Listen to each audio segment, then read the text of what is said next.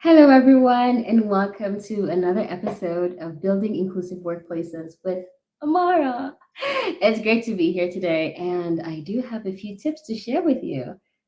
Would you like to know what's about? Can you guess? Okay, I'll share. Come closer. Remote meetings. Yes, we are living in the age of COVID, and this means that we are mostly working from home and talking through our screens and various platforms. How do we ensure that we are inclusive in the way we run our meetings? How do we ensure that um, we have practices that really make our remote meetings effective, right? So today I'm going to be sharing 3 tips to kind of help you along the way. So we're talking about inclusive remote meetings and sharing 3 tips to enhance your remote meetings. Tip number 1, you want to create a meeting agreement, a remote meeting agreement, right? What does that even mean? Some of you might be thinking, what? You mean a contract? No, no, no. We're talking about setting guidelines, right? Just like when you're running a meeting, like for example, I'm an international facilitator and I get to run workshops literally around the world.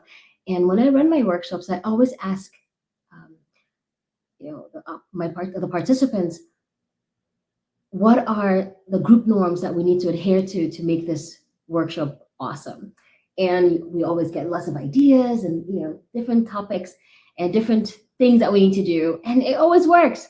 So that's an idea for you if you have a team that you're running or you're managing or leading, and you have, of course, you meet online. Then it's a good idea to really sit down with your team and draw out some guidelines, some ground rules to help you hold effective and inclusive meetings. You might be interested. You might find some very interesting ideas pop up. So you never know.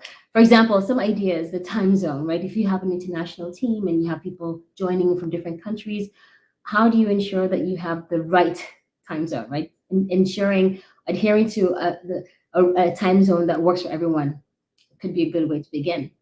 Another one is the talking, right? I personally don't like to interrupt people when they're talking. And if I want to say something, what do you do to ensure that people's voices can be heard? And one thing might be, incorporating the raise hand function on Zoom so that everybody knows, oh, okay, this person wants to talk. I'm going to take a step back and let that person speak.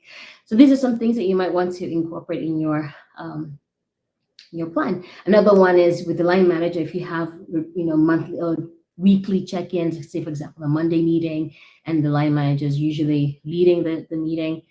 In the event that the line manager gets sick, what happens? Do you still hold a meeting or do you cancel? Right? You don't want a situation where you're thinking, well, are we meeting or are we not? Right? If you have very clear, defined guidelines, you know exactly what to do, and that saves time, right? Yes. So that's tip number 1. Tip number 2, you want to send your meeting agenda in advance. You definitely don't want to come into a meeting or start a meeting and saying, okay, what are we doing today? What's on your table? What's on the, no, right? You want to be able to have a very clear agenda of what to expect. This helps prepare the team so that when they come into the meeting, they know exactly what to expect. And it's also a great way to send questions. If there are questions that you need answered, you can always send your questions ahead of time, and that gives your colleagues enough time to reflect, think, and prepare. So this is a win-win, right? That's another important point if you haven't thought of that before. Tip number 3, encourage self-awareness. Yes, a lot of people think, oh my gosh, self-awareness, what's that about? But listen, self-awareness is so important. Your ability to be aware, to be present in the moment is so important, especially in hearing other people and ensuring that all voices are being included in the conversation, right? And when you're self-aware, you're aware of your colleagues, you're aware of the environment, you're aware of tone, right? And you have many opportunities to draw people in, right? So you have the chat function, which you can use to check in. You also can take a step back if you feel like you're talking a lot, and that comes with being self-aware. For example, I'll give you a quick a quick story time, if you will. Last week we had a meeting, a team meeting, and we're using an action learning approach to solving roadblocks. And in the beginning of the meeting, my colleague and I had the floor, and we spoke for quite a bit.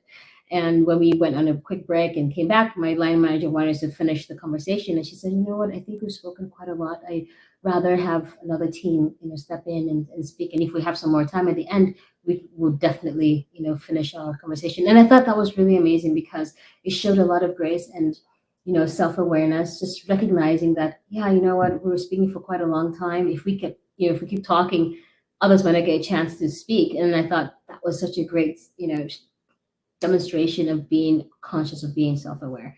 And little things like that can really make a difference in terms of in making sure that all voices are heard. So these are three tips I think will definitely help you enhance your remote meetings. If you're enjoying this content, please let me know in the comment section. I would love to read from you. Thank you so much for the support I'm already getting. This is amazing. Thank you to all my friends who are supporting me. Thank you, thank you, thank you. And if there are any questions or maybe other topics you're also interested in and you want to share, please let me know. I'd love to read and potentially even put together a short episode as well. That could be interesting.